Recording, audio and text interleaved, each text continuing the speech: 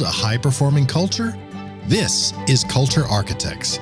Candid conversations with extraordinary leaders sharing their biggest successes, failures, and lessons learned on their culture journeys. Here's David J. Friedman. So welcome back to another episode of our podcast, Culture Architects. Our guest today is a fascinating guest for a lot of reasons. One, he's built a fantastic company. We're going to talk about that. But he's also created some really fascinating products that you're going to find pretty interesting. So our guest is Brad Whitchurch. Brad is the founder and the CEO and chairman of a company called SealShield. Brad invented, believe it or not, the world's first dishwasher-safe keyboard and mouse in 2006. And that same year, he founded this company, SealShield, with the mission of developing technology that prevents the spread of infections in the healthcare and other industries where that's really critical. Today, SealShield is not only an internationally recognized provider of infection control solutions, but it's won a ton of awards for being an incredible workplace, and it's really intentional about the people and about its culture. And at the helm of it all is our guest, Brad Whitchurch, who is a true culture architect. So Brad, welcome to the Culture Architects podcast. Well, David, thank you for having me on the show. It's a real pleasure to be here, and thank you for that wonderful introduction. Oh, it's great. So I want to start with a little bit of background about your product, because it's such an interesting product. So where did this whole idea come from? I mean, are you an engineer by background? Where did you come up with this idea? Yes, I'm not an engineer by background, but I have spent my entire career in IT sales and marketing, and I worked for a number of large IT distributors and some IT manufacturers. Back in about 2003, I guess it was, I had my own manufacturer's rep firm where I took various IT products and I sold them mostly to big box retailers, names you don't hear a lot about anymore, Circuit City, CompUSA. I remember that. Those kind of guys. And in 2004, I guess it was, I had a company approach me that they had made a washable keyboard that they wanted to put into big box retail. The company was out of the UK, and I introduced their keyboard to CompUSA and Circuit City, and it was honestly the worst reception I've ever gotten to a product. I practically got thrown out of CompUSA. They're like, one product company, no marketing funds, shrinking shelf space for keyboards. It looked like a non-starter, but timing's everything. And that same week, there was a front page article in USA Today that the University of Arizona had found that the average keyboard had 400 times more bacteria than a toilet seat. And it was a slow news week, and all the major news networks picked it up. And all of a sudden, my phone just started ringing off the hook from hospitals that wanted to evaluate this keyboard for their infection control efforts. And it was very exciting. I'd never done anything in healthcare. And I think that first week we sent out about 600 eval units to various hospitals. And unfortunately, or fortunately, depending on how you look at it, I guess, that product failed everywhere. But it was obvious that if we could actually make a product that was fully submersible, maybe self-sanitizing, certainly dishwasher safe, that there was a market demand for it in the healthcare space for the purpose of infection prevention. And that's exactly what we did. I got together with some engineer friends in the industry, and together we put together the world's first dishwasher-safe keyboard and mouse. We launched that product early 2007, and we had immediate demand for it. We hit the ground running, and that's a very profitable product line for us. We're still the leader in that niche of infection control keyboards and mice, and we've been able to leverage the success of that product into developing and innovating other solutions for the purpose of infection prevention in hospitals and other environments.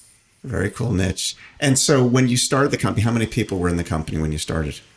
Well, it was just me and my dad. You know, I knew that this thing was going to take off. I'd never seen this kind of reaction to a product in my entire career. So I knew we had something exciting, and I put my life savings into it, which at the time was about $80,000, and I thought that would be enough. It wasn't. So I hit up my parents for $100,000. We thought that'd be enough. It wasn't.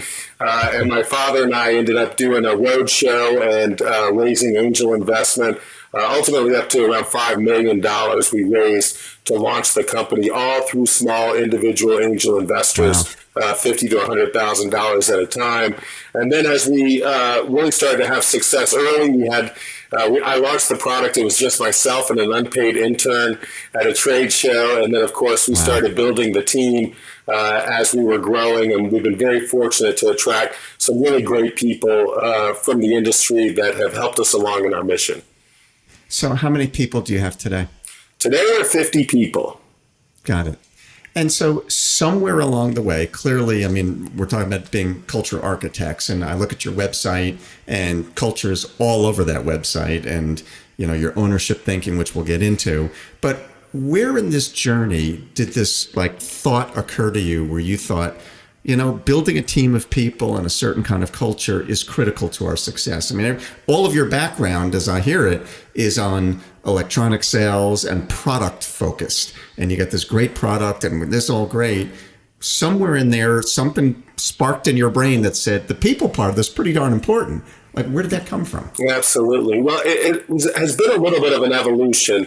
When I started the company, one of the original missions was I want to make a company that would be the kind of company I would want to work for. And I'd worked for large and small companies. I'd seen some good. I'd seen a lot of bad. And I really wanted to avoid some of the pitfalls that made work just not fun. There's things we can do to make it more inspiring, more energizing. But even with that philosophy, I had to learn along the way. And one of the big contributors to my education and my philosophies today was when I joined a group called Vistage. And it's the world's largest, I think you're familiar with it, David, the world's largest CEO peer mentoring group. And I got a lot of great insight from that group, from great guest speakers, people like yourself. But also I got a lot of insight from what I could see as failures in entrepreneurs or leaders that in many cases were much smarter than me, but were unable to scale themselves, that they had to touch everything. And it finally occurred to me that, well, if there's only so many hours in the day and there's only so many days in the week, and I can only work so much of that, unless I can have people that I trust who share my inspiration and motivation, then we can't scale this operation.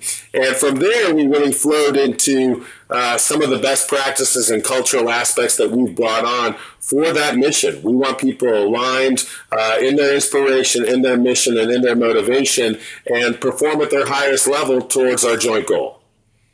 It seems like such an obvious thing. And it does. In my career, it was a very similar experience that when I ran my first company, all of those things that we did like you, that just seemed obvious to me. Why wouldn't you do those things? Things like, open book management, which we practiced in both my first and second company. When I read about that in my early career, when I first saw the first early books,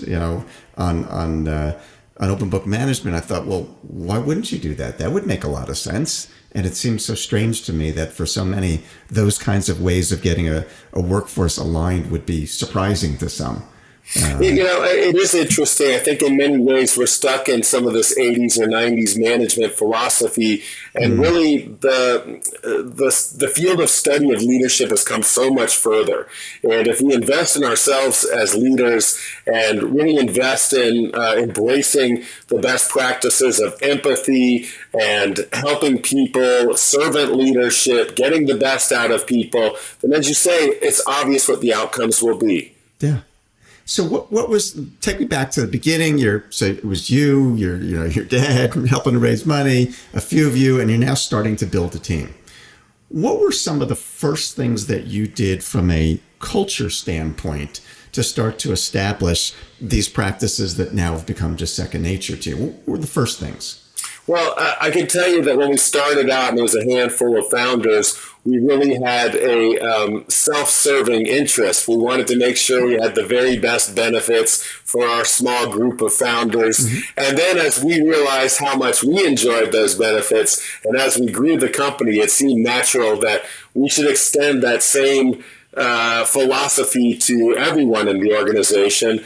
And I think one of the big turning points for me was we had a Vistage guest speaker, Brad Hams, who wrote the book Ownership Thinking, and then we hired Brad to come out to Seal Shield and do a program with us at one of our corporate retreats. And it just really opened up my mind to how far we can take this philosophy. And as you said, it comes back to, having open book management, and there's a profit sharing element. So certainly if you're going to have profit sharing, you better have full transparency on the books. Otherwise, who knows what's really happening. And just a lot of the steps that Brad laid out for equity sharing, profit sharing, full transparency, we embrace those. And then over time, we've evolved that and made it our own. And it's something we're very proud of, our ownership thinking culture at Seal Shield. When I remember when I first got exposed to the whole ownership thinking and as I called it, open book management philosophy, I remember there was an analogy that I read from one of the early writers about open book management. I'm trying to think of his name. John Case has written a lot, but who was the Springfield Remanufacturing? I can't think of the name of the CEO, who was Jack Stack. Jack Stack was probably the foremost leader in writing and thinking about open book management. He had a company called Springfield Remanufacturing in Springfield, Missouri, and he had created this open book management and there's an annual conference and all kinds of things out of that. But what I was going to say about that is that there's an analogy that he wrote about in his very first book that just resonated with me. It was such a simple thing. And he said that the way we typically do business would be like, imagine that we're playing any sport, let's call it basketball. And we say to our team, here's the deal. If we win the championship, everybody's going to get a bonus. But I'm not going to tell you what the rules are, and I'm not going to tell you what the score is, but I'll let you know whether we won or lost. That's kind of how we do business. And that would be pretty stupid. And so why wouldn't we want people to know how to win, what the rules of the game are, how do you make money, and how are we doing so far, and being transparent about that so that they could take the actions necessary to achieve that result. That seems pretty darn obvious. Absolutely. And yet it is fascinating how few do that. Well, and so to your point, that was really Brad Ham's story as well. If you remember, Brad was brought on to be the CEO of Mrs. Fields Mexico, so the cookie manufacturer. They'd gone public, they outsourced their manufacturing to Mexico, and they were having significant profitability problems. They hired Brad to go figure out what the issue was, and so he moved to Mexico. And what he found was that there was a huge disconnect between the factory line workers and the financial objectives of management. And by teaching these factory line workers how to read basic financial statements, having full transparency, open books with a profit sharing incentive, he was able to completely flip the script, get the frontline factory workers aligned with the financial goals of management, sharing the same motivation and incentive, and they had success. And Brad said, well, if I can do this with Mexican factory workers, I can do it with anybody. And that resonated with me as well, and we've had success with it. That's great. So when you first rolled that out in your company, how did your people respond to that? Was there any cynicism or even doubting, particularly people coming from previous backgrounds where people didn't share so much? Did anybody wonder, well, what's Brad really doing here? What's the game? What I found is when you're consistent about having a culture of continuous improvement, that people are much more accepting. I found that I've developed enough street cred that people are willing to give me the benefit of the doubt. David, what I find, though, is people, employees, parents, or spouses, they're very skeptical. They say, wait a minute, they're not giving me the real numbers. And I say, yes, they are. So I think we have some pretty good street cred because you have to be consistent about these things. And it's not just one thing. It isn't just ownership thinking. A lot of it is attracting the best people and attracting people who will commit to invest in themselves to be the best they can be. We have to all commit to a culture of continuous improvement to be the best that we can be and to help each other be the best we can be so that we can be the best we can be as an organization. And we've had that philosophy that's carried through. We've really focused on having what I would consider world-class benefits certainly for a company our size, so that we can attract and retain the very best people. And for example, we have a zero out-of-pocket healthcare policy. It's an HSA program. We pay 100% of the premium, and we contribute to everyone's HSA accounts, the IRS Max, which covers 100% of their deductible, or actually can be the best savings program government incentive that's offered. So we have a 401k that's a 4% contribution, not a 4% match.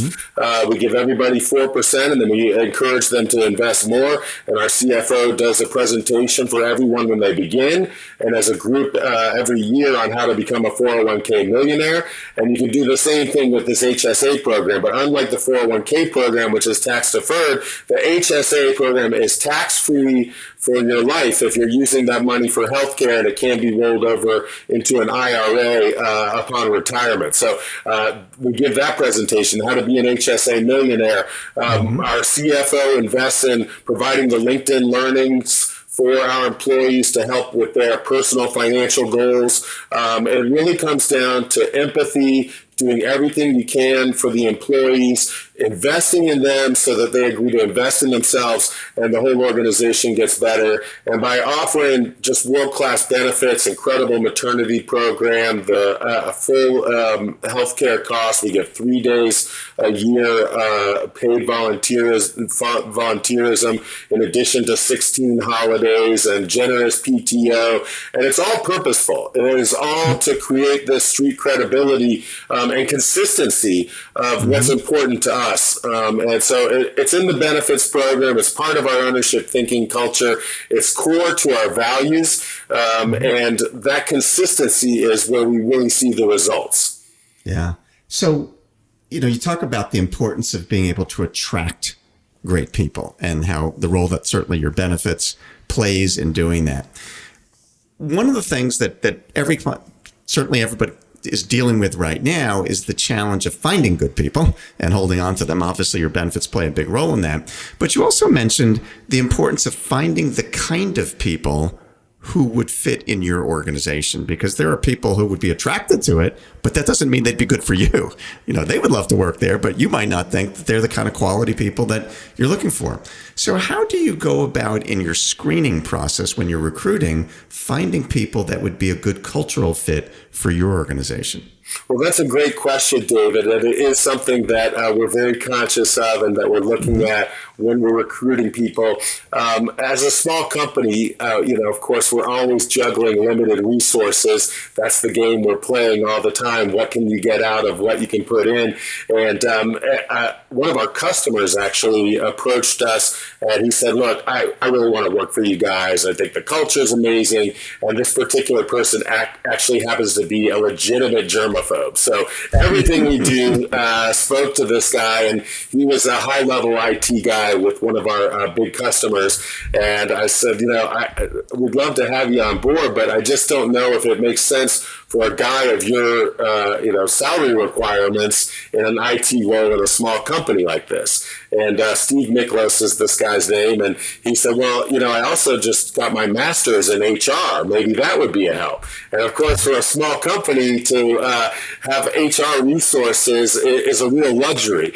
But I kind of thought, well, if you can wear a couple of hats, maybe this makes sense. So I really hired him as an IT guy with maybe some side benefits in HR. What we found was that there's so much benefit to having a dedicated HR and the right person in that seat. We've gotten so much value out of having Steve in that role, and he's really embraced the requirements of fitting the corporate culture at Seal Shield.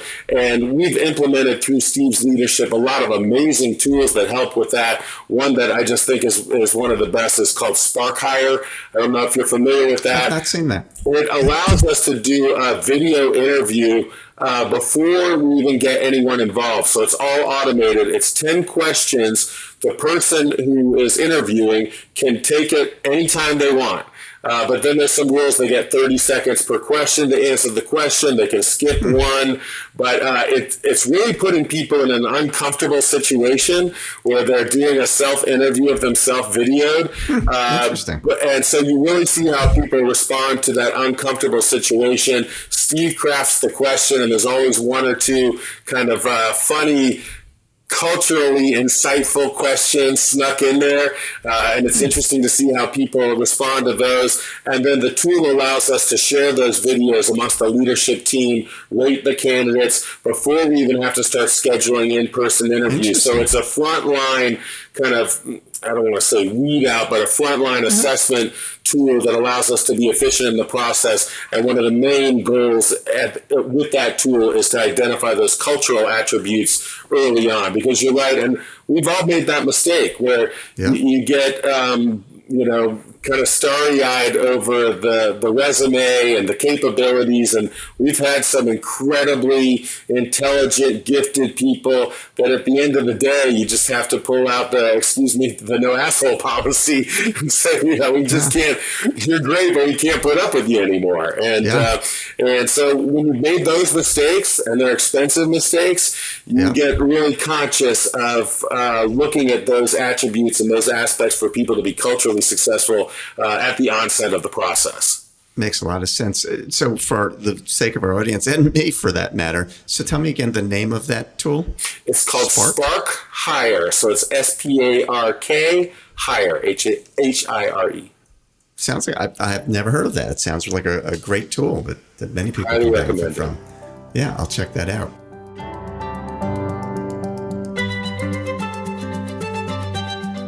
And that concludes the first part of my interview with Brad Whitchurch, the founder, CEO, and chairman of Seal Shield.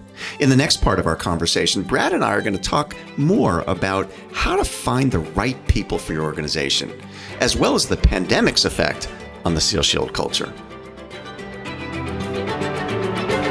This has been Culture Architects with David J. Friedman. Join us next time for more insights and wisdom from great leaders in all walks of life. To book David for your next event, or to learn more about his writing, speaking, or consulting, go to davidjfriedman.com. Culture Architects with David J. Friedman is a production of CultureWise.